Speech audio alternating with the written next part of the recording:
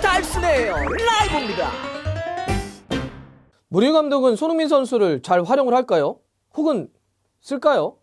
오늘 이야기를 한번 해보려고 합니다. 초미의 관심이죠. 무리뉴 감독이 토트넘의 새로운 감독이 되면서 포체티노 감독은 손흥민 선수를 정말 잘 활용을 했는데 감독 바뀌면 이거 어떻게 되는 거야? 라고 하는 궁금함이 많습니다. 무리뉴 감독을 일단 우승 청부사 정도로 불러도 되죠. 포르투갈, 잉글랜드, 그다음 이탈리아, 스페인, 또 잉글랜드 이렇게 오면서 정말 많은 우승 트로피를 들어 올렸으니까요. 커리어 내내 들어 올린 우승 트로피가 25개라고 하니까 그야말로 진짜 우승 청부사 정도가 됩니다. 이렇게 결과에 대해서는 좀 내왔던 감독이긴 한데 한편으로는 좀 좋지 않은, 곱지 않은 비판적인 시각도 있는 게 사실입니다. 왜 그러죠? 좀 재미없다. 좀 수비적이다. 혹은 약간 전술이 좀 올드하지 않냐. 이런 지적도 사실 있습니다. 그리고 어떤 모험을 좀 즐기기보다는 좀 검증되어 있는 선수 위주로 쓴다. 이런 이야기도 좀 있죠. 자, 그러면 이제 본격적으로 한번 손흥민 선수를 어떻게 잘 활용을 할까를 놓고 보려면 그럼 무리뉴 감독의 축구, 무리뉴 감독의 전술이 어떤 건데로 봐야 되겠죠. 현대 축구의 한 100년 넘는 전술사를 놓고 보면 크게 보면 이런 거죠. 공격 축구와 수비 축구의 충돌이었습니다. 그러니까 브라질 중심으로 끊임없이 공격을 하려고 했었던 축구가 있었던 반면에 오스트리아라든지 이탈리아 중심으로 야 축구가 공격만 있어 수비에서 이길 수도 있어 라고 했던 카테나치오 같은 축구도 있었죠. 물론 최근에는 막 두께 섞여가지고 움직이기도 했습니다. 아르헨티나의 축구 역사를 보면 그런 게 있어요. 혹시 들어보셨나요? 두 개의 문파가 있다. 문파니까 무슨 막 갑자기 저거 같지 않습니까? 메노티파, 그 다음에 빌라르도파라고 들어보셨나요? 월드컵을 우승시켰던 아르헨티나의 두 명의 이제 감독인데요. 메노티 감독은 1978년도에 아르헨티나를 우승시켰습니다. 월드컵에서. 그때 캠페스라고 하는 선수 기억나시죠? 굉장히 공격적인 축구를 통해서 아르헨티나를 우승시켰고 빌라르도 감독 같은 경우는 1986년도에 우승을 시켰는데 좀 수비적인 축구로 우승을 좀 했습니다. 그러다 보니까 대충 아르헨티나에서는 너 메노티파야? 너 빌라르도파야? 이거에 따라서 공격적인 축구냐 수비적인 축구냐 이렇게 이야기를 합니다. 자, 그러면 여기에 무리뉴 감독은 어디에 속할까요? 수비? 공격? 아마 여러분들은 그래도 약간 빌라르도에 가깝지 않을까라고 할 수는 있겠지만 무리뉴 감독은 좀 엄밀히 얘기하면 밸런스를 상당히 중시 여깁니다. 그러니까 아주 파괴적으로 공격을 이렇게 시도하는 것도 아니고 그렇다고 해서 완전히 극단적으로 수비하는 축구도 아닙니다, 사실. 근데 여러분들 저도 그렇지만 이렇게 무리뉴 감독하면 수비에 대한 생각이 상당히 강하죠. 왜 그럴까 생각해 보면 몇 경기 굉장히 인상적인 경기들이 있어서 그래요. 예를 들어서 레알 마드리드 시절에 바르셀로나하고 엘 클라시코 같은 거 하면 야, 이 경기는 좀 잡아야 되겠는데 이 경기는 좀 비겨야 되겠는데 이랬을 때 어떻게 했죠? 페페, 깡패 막 앞에 두고 막 바르셀로나 선수들 막 담궜잖아요. 이런 기억이라든지 아니면 맨유 시절 때 에레라를 아자르 거의 90분 내내 그림자 수비 시켰다든지 이런 이제 기억 때문에 대체적으로 좀 수비적이라는 기억은 있지만 엄밀히 얘기하면 무리뉴 감독의 축구는 공격과 수비의 약간 밸런스를 좀 중시 여깁니다. 그래서 포메이션 놓고 보면 4-3-3인데 그 포그바 논쟁 기억하세요? 포그바도 물론 이제 멘탈적인 어떤 관리 이런 문제도 있었지만 포그바가 너 왜 공격만 하려고 그래?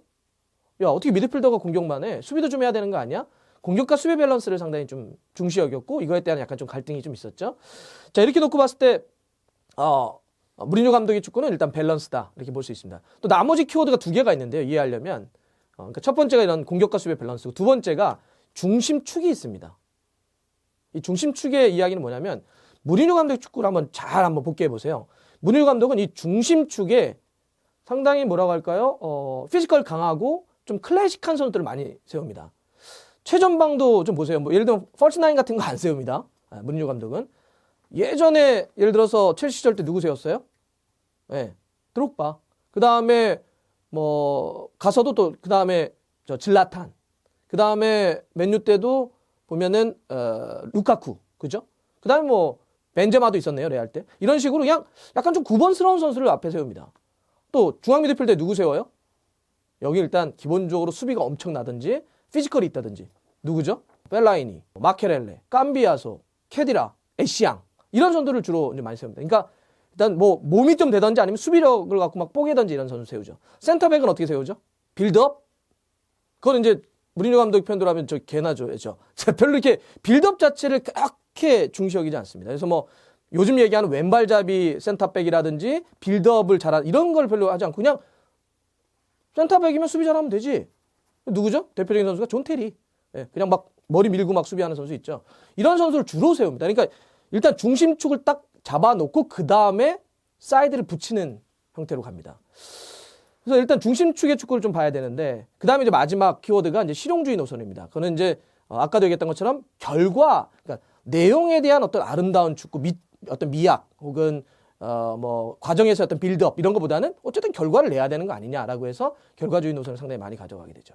자, 그러면 이렇게 키워드로 봤을 때 첫 번째 밸런스, 두 번째 중심축, 세 번째 실용주의 노선. 여기서 손흥민 선수 그러면 사이드인데 기본적으로 손흥민 선수를 전방에 세울 가능성은 저는 그렇게 높지 않다고 봅니다. 아까도 얘기했죠. 중심축에는 어떻게 세운다고요? 좀 클래식한 그냥 그 번호들 9번, 뭐 4번, 5번 기본적으로 중심축에는 그렇게 클래식한 선수들을 세우기 때문에 손흥민 선수가 중심축에 들어갈 가능성은 일단 무리뉴 감독 체제에서는 높지 않을 것 같아요. 그럼 사이드인데 저는 일단 결론부터 말씀드리면 손흥민 선수가 무리뉴 감독 체제에서 일단 쓰임은 좀 많을 것 같아요. 왜냐하면 무리뉴 감독 그럼 사이드는 어떻게 세우느냐? 분명합니다. 컬러가. 돌파력이 있고 득점력이 있는 선수를 선호합니다. 과거에 누굴 썼는지 보면 딱 그냥 돼요. 뭐 첼시 초반에 보면 로벤, 그다음에 데미안 더프 같은 선수들 세웠죠. 그다음에 뭐 디마리아 같은 선수도 있었죠. 그러니까 사이드 쪽은 좀 돌파 잘하고 득점력 있고 이런 선수를 좀 좋아하는 편입니다. 그래서 중심축을 잡아놓은 다음에 사이드에서 상대의 어떤 그 공간을 만들고 그 공간으로 중앙 쪽에 있는 선수들이 침투해서 골을 넣는 이런 형태를 좀 좋아하게 되죠. 딱 손흥민입니다. 예. 그리고 무리뉴 감독은 일단 네임드들을 좋아해요. 모험 안 한다고 제가 얘기했잖아요. 뭐 어린 선수 사가지고 이렇게 키워서 이런 거 잘 안 합니다. 그렇게 놓고 봤을 때는 손흥민 선수의 네임드 발롱도르 후보 아닙니까? 그런데다가 기본적으로 아까 얘기했던 것처럼 사이드에서 돌파와 득점력이 있기 때문에 제가 봐선 무리뉴 감독과의 전술적인 궁합은 좀 괜찮다고 봅니다. 오히려 이렇게 놓고 봤을 때 그러면 좀 애매한 선수가 이런 선수들이에요. 윙크스. 해리 윙크스는 제가 봐서는 큰일 났습니다. 잘 못 뛸 가능성이 있어요. 뜬금없이 저런 선수 뛸 수 있어요. 완야마.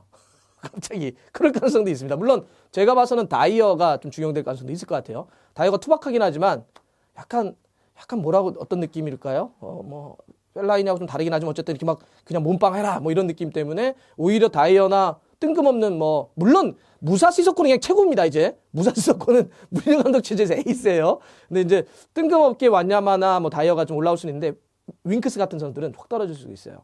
반면에 어쨌든 손흥민은 지금에 딱 봤을 때 중앙에 해리케인 좋아하겠죠. 그리고 델리알리도 좋아할 가능성이 높아요. 델리아는 그 2선 쪽에 해가지고 요걸 링크해주는 역할. 그다음에 그 수비 가담을 상당히 많이 해야 되거든요. 손흥민 선수가 그 지난 시즌부터 그랬나? 수비 가담을 상당히 헌신적으로 많이 해요. 이런 거 놓고 봤을 때 일단 무리뉴 감독 체제에서는 손흥민 선수가 더 중요될 가능성이 있다. 이렇게 좀 보입니다. 이걸 확인하려면 뭘 봐야 될까? 이번 주말 토요일입니다. 밤 9시 30분에 웨스트햄 원정 경기로 무리뉴 감독의 토트넘 데뷔전. 자, 무리뉴 감독이 토트넘에서 어떤 축구를 할지가 개봉 박두가 됩니다. 이 경기 어떻게 될까요? 일단 예상 선발함을 한번 볼까요? 일단 두 팀 다 급한데요. 홈팀 웨스트햄을 보면 이 프랑스 출신의 공격수 알레가 최전방 원톱으로 나올 것 같고요. 4-5-1을 쓸 것 같은데 미드필더는 왼쪽부터 안데르송, 포르날스, 데클란 라이스, 마크 노블, 오른쪽은 야르몰렌코가 될 것 같고요. 포백은 왼쪽부터 크레스웰, 디오프, 오그본나, 프레데릭스가 쓸 것 같고요. 골키퍼는 지금 파비안스키가 부상입니다. 그래서 로베르토 히메네스가 쓸 것 같은데 지금 제가 두 팀 다 급하다고 그랬잖아요. 웨스트햄도 리그만 따졌을 때 6경기 동안 최근 승리가 없습니다. 순위도 16위로 많이 떨어져 있죠. 그러면 토트넘은 순위가 높냐? 14위입니다. 별 차이가 안 나죠. 토트넘도 지금 리그만 따졌을 때는 5경기 동안 승리가 없으니까 좀 급해요. 일단 이 경기는 제가 봐서는 뭐 4-2-3-1 가능성도 있겠죠. 근데 무리뉴 감독이 4-3-3으로 나올 가능성이 높아 보입니다. 뭐 다르게 나올 수도 있겠지만 근데 왜냐하면 첫 경기는 원래 기존대로 한번 슬쩍 지켜볼 수는 있어요. 하지만 무리뉴 감독이 체제를 놓고 보자면 4-3-3이 어떨까 싶은데 최전방 케인, 2선 쪽에 손흥민과 알리가 쓸 가능성이 높고요. 허리 쪽이 이렇게 될 것 같습니다. 은돈벨레, 시소코, 다이어. 네. 수비 쪽도 왼쪽에 벤 데이비스, 산체스, 알더웨이럴트, 오른쪽은 제가 좀 기본적으로 이 무리뉴 감독은 좀 피지컬 몸 되는 선수 좋아한다 그랬잖아요. 포이트를 세울 가능성도 있습니다. 그러니까 양쪽 풀백들에게 뭐 공격가다 막 이런 거보다는 일단 수비에 대한 이야기를 많이 하기 때문에 포이트가 오른쪽에 있을 가능성도 있고요. 키퍼는 요리스가 부상이기 때문에 가사니가가 나을 것 같습니다. 자, 근데 이 경기가 또 재미난 건 이런 거예요. 예전에 무리뉴 감독이 첼시 이끌었던 2013년에 웨스트햄과의 경기였는데 0대0으로 끝났어요. 그랬더니 무리뉴 감독 이거 잘하지 않습니까? 끝나면서 뭐라 그러냐면 와, 나는 오늘 19세기 축구를 보았다 이렇게 얘기를 했어요.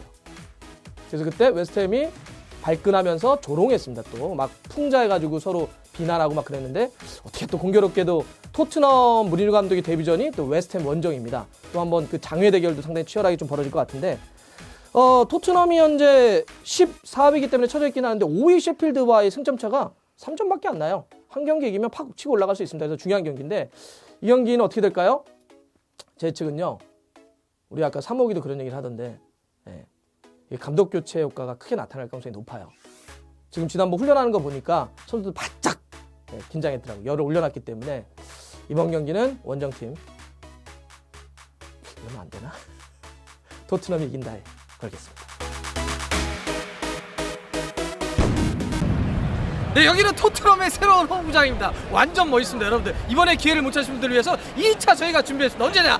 10월 3일부터 11일까지 어디냐? 요 밑에 나오시죠? 신청하십시오. 가자! 자, 좋아요, 구독 걸립니다. 때려야죠. 알람 들어갔어요.